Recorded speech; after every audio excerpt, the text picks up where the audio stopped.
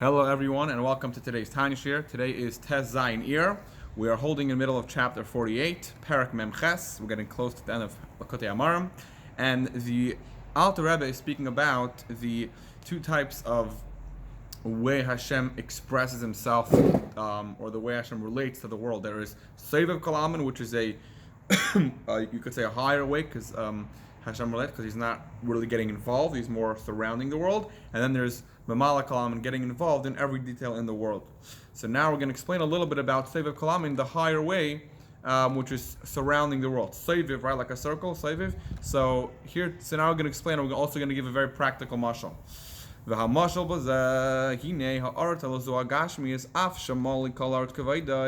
This physical world, right, the world of Asiya, the world, planet Earth, the world we live in, even though Hashem's glory fills the entire world, Hashem is unlimited light, like it says, do I not fill the entire heavens and the earth? I am Hashem. Hashem for sure fills the entire world. Nevertheless, Ein mislabeshes b'seicha b'bchinas gilui hashpa. Rak chayus ma'at mizeir. So, Hashem doesn't express himself in an open manner in this world, right? If you look at a table, you don't see Hashem. If you look at another person, you don't see Hashem. Even if you look at a sefer, you don't see Hashem. Only when you learn about the sefer and you learn that really everything is made up of Hashem, then you can understand, or you could try to comprehend and understand that everything is Hashem. But at first glance, it's all hidden. You cannot see how Hashem is in this world. Right? So nevertheless, we say that, so although Hashem really is in the world and in a real way, we just can't see it. Why? Because it's hidden. Only in certain things, right? Like, for example, in things that are daimim and semach, the things that grow, and the things that are like daimim, like rocks and stones, earth, things like that, they don't really have too much life to them.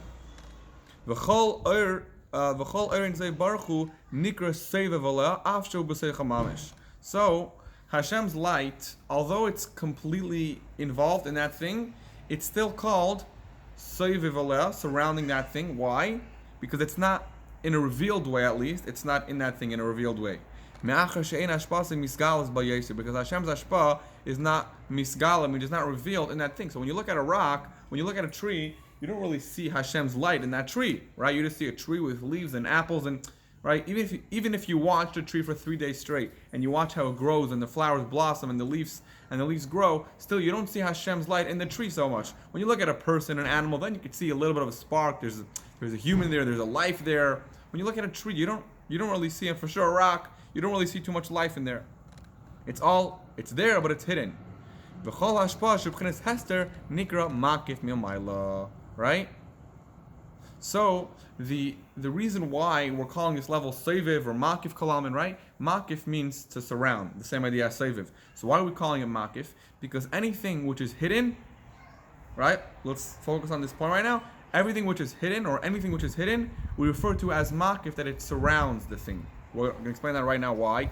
Because Alma Diskasia, Hilamaylam b'madrega Alma Diskalia, right? So we're not going to get into the details now, but there's two worlds, right? There's the hidden world, Alma di Iskasia, right? Like a kisa, a cover hidden.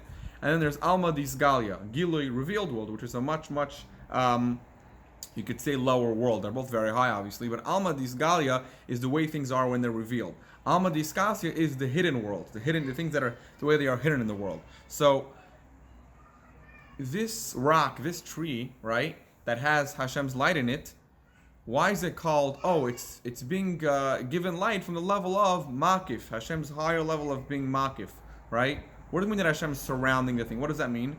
Because any time we have something that's concealed, we call it Makif, right? We call it Makif because it surrounds the thing, because we don't see the thing in itself. It's surrounding the thing, it's much higher than the thing. It encircles it from above, right? And now, of these two worlds, right? And this is the main point that why we call it Makif. When you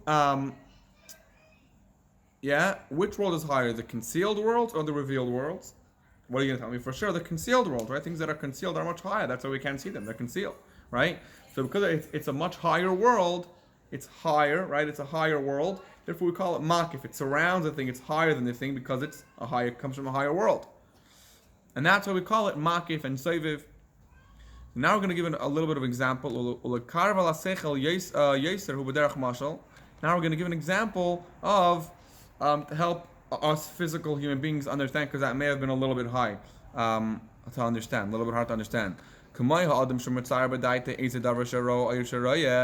a person imagines in his mind something that he saw or that he could have seen, right? He saw something happen, so now he's imagining that scene in his eyes, in his head. He's playing it over, right? Even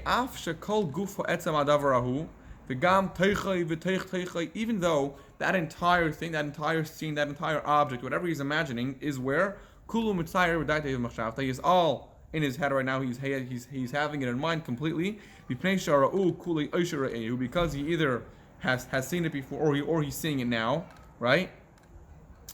How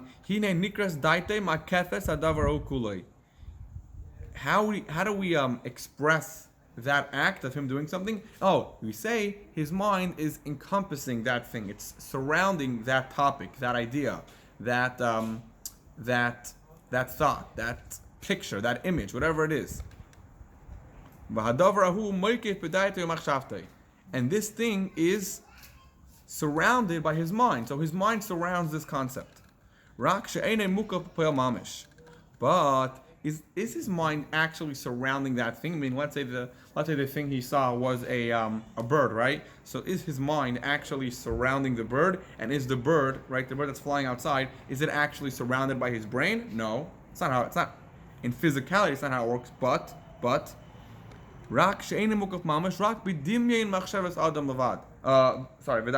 only in his mind it's surrounding that thing, right? So we just gave an example how something can be. How can you have something that's there but not there, right? It's in your mind. In your mind, it's that idea is being surrounded by your mind, right? You fully understand it and you can imagine it completely. But the bird itself is not really being surrounded by your brain, right? But that is not so with Hashem. By Hashem's thought, it's not even comparable to our thought. The thought that we know of, the brains, the mind, the thought process that we know of, is very, very different from Hashem's thought process. Hashem, His mind knows all the creations.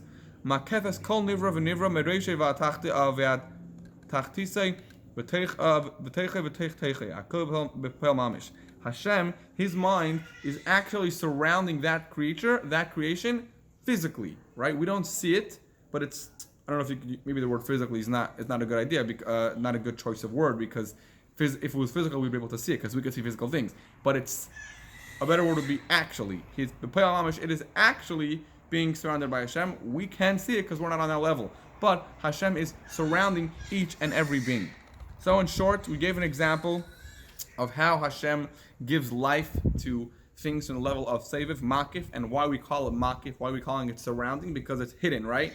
Hashem gives this thing life, it gives it energy in a hidden way, and things that are hidden come from the hidden world, which is higher than the revealed world, and if it's higher, it's surrounding, right? It's surrounded, it's much higher, and that's what we call it Makif.